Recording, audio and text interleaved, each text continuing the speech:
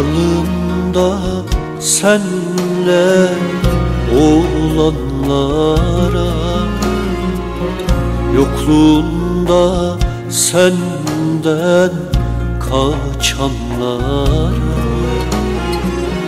menfaati için sen satanlara,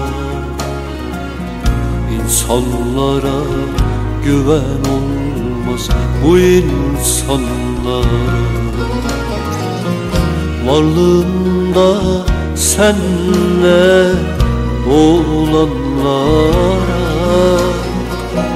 yokluğunda senden kaçanlara, menfaati için sen satanlara, insanlara güven olmaz bu insanlara. İnsanlara güven olmaz insanlara,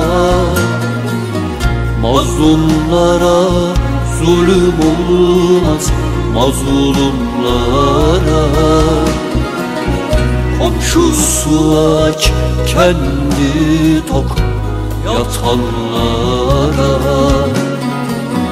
insanlara güven olmaz bu insanlara.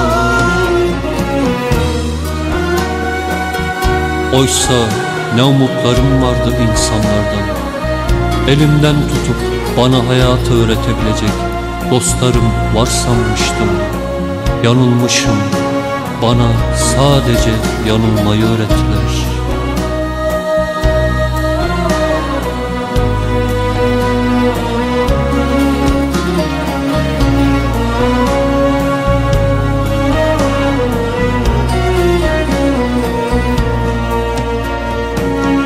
Ne oldum ne olacağım demeyenlere, sabır nedir onu bilmeyenlere,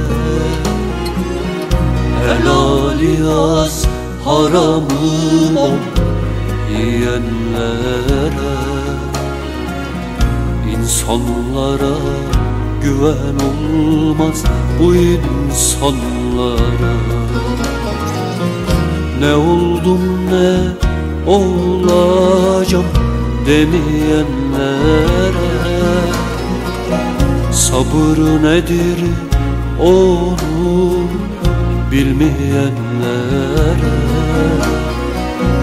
helali az haramı ol yiyenlere, insanlara güven olmaz bu insanlara. İnsanlara güven olmaz insanlara, mazlumlara zulüm olmaz mazlumlara. Komşusu aç kendi tok yatanlara,